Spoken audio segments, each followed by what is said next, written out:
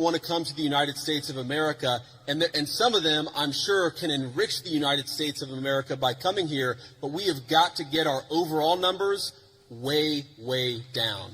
Too many people have come into the United States of America.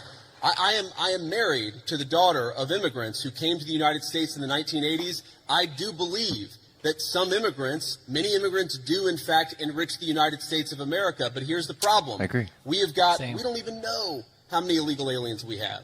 We don't even know. The best guess is probably 25, 30 million people. I've heard estimates as high as 50 million. When something like that happens, 50 million, you've got to allow your own society to cohere a little bit, to build a sense of common identity, for all the newcomers to assimilate, the ones who are going to stay, to assimilate into American culture. Until you do that, you've got to be careful about any additional immigration, in my view.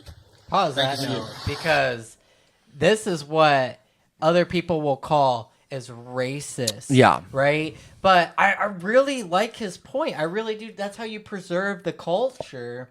You know, when he talks about that assimilation and making immigration much lower, like, he is really like, that's what it's about, preserving some of our culture here. They learn to assimilate and become American. And then if we allow a flood to come in, then we lose that about ourselves. You know what I mean? Yeah. We have not necessarily a clear identity, but we do have, identity as Americans and our own culture that we do not, I would say, want to be railroaded. We want it to be respected. It's also kind of that ground zero I was talking about. We got to get back to that number 0, and then we can start bringing people in legally, and we can allow the country to be enriched by legal immigration. Yeah, which would be wonderful. I mean, it's so hard because they want to put the two together in a single category, that if you are anti-immigration, then immediately you just do it because you don't like Hispanics. Right. Everything else is off the table, or even your opinion as to why your own experience or loss is no longer irrelevant.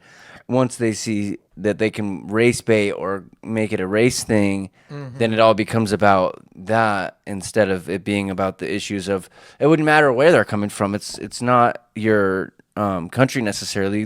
Legal immigrants come from China, sometimes through Mexico. We get them from other places too, and I think the same for all of them. So absolutely. And here's the thing: like, you go to New York City and you can go to a Chinatown. The point being, it's a Chinatown. It's not New York City is the entire Chinatown. You know what I mean? Correct. And same with other countries. You go to Buenos Aires, they have their own Chinatown. We have little cultural spots, and we love and embrace that culture, but we don't want that to become the dominant then culture, because then that diminishes our values of what we stand for, where we're at currently. You know what I mean? And I think that's where Vance is talking about, is like, hey, we do have American values. We do have, if you go to any other country, if you argue this with me today, like, and say that America has no culture, just go to any other country and tell us that it wasn't different from here.